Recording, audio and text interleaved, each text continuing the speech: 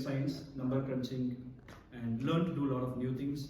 Without further ado, my request Toastmaster Neha on the stage.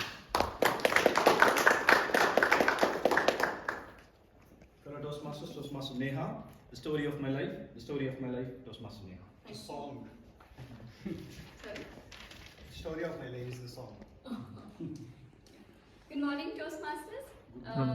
Here to attempt my first speech, the story of my life. It's my icebreaker, so here I begin. Recording session. Alright. Foodie, traveler, crazy. That's how Instagrammers know me.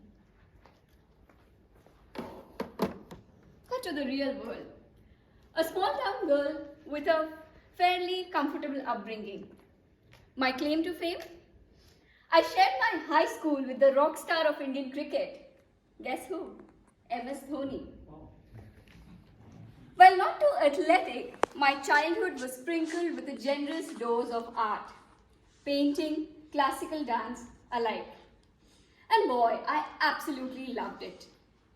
Thanks to a myriad on-stage performances, stage fright was never a term in my dictionary. And however, as I grew up and as I moved to higher classes in school, studies began taking the center stage in my life. We moved to a less happening society with fewer folks my age. And so I resorted to karate and reading civil services preparation magazines to unwind. I have no idea what my parents were thinking when they subscribed to the magazine. But nevertheless, I'm eternally grateful to them for this gesture. For without that, I'm not sure how my formative years would have shaped me well enough to come here and deliver my speech in front of all of you. It also helped shape a lot of my beliefs, perspectives about life, growth, success, and relationships in general. And while I was neck deep into reading, Shakespeare's literature and inspirational philosophy became my twin favorites. Julius Caesar was a play that was quite close to my heart. Brutus's lofty ideals, Caesar's blind faith, and Mark Antony's impeccable oratory. It was a different world. It was an enigma of its own. And while I was quite obsessed with it, it became very hard for me to move from that book onto the more practical engineering entrance subjects. But as serendipity would have it, literature came to my rescue once again. I was overpowered by Tagore's inspirational philosophy from the Toastmaster. And to quote,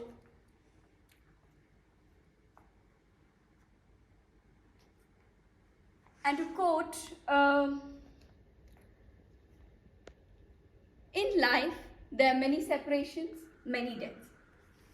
What point was there in going back? Who belonged to whom in this world?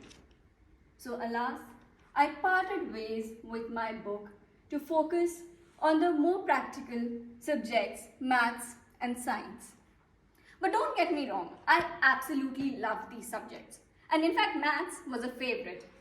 And the fact that I was a favorite of my maths teacher in school did help a bit. But two roads diverged into the wood, and I had to pick only one at that point, and maths and science it was. When I moved to engineering college, I was an embarrassing introvert, and well aware that such people have a very hard time making it big in this world.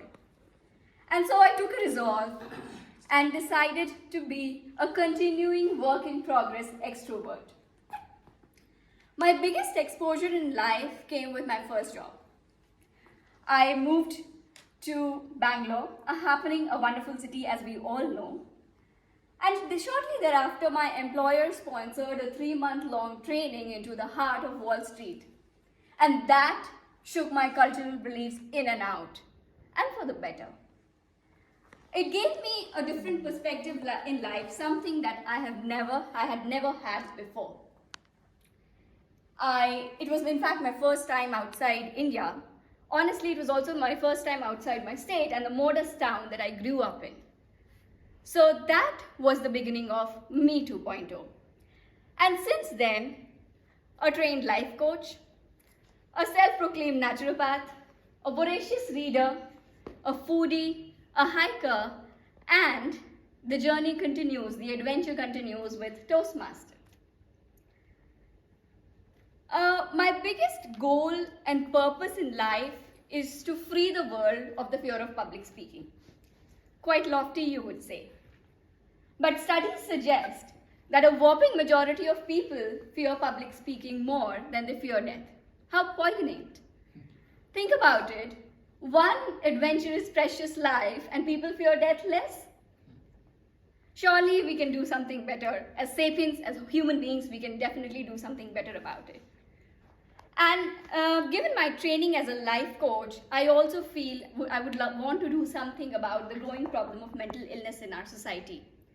I want to be a life coach and to contribute to nipping the problem in the bud, because I strongly believe that things start at an early stage, and it is possible to nip things in the bud.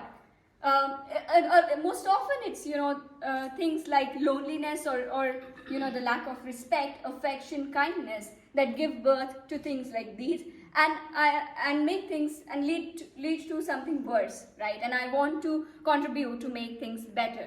So these are the fundamental beliefs that drive me, and I want to address this in my lifetime. My hope is that Toastmasters will provide me with a platform to help progress in the right direction.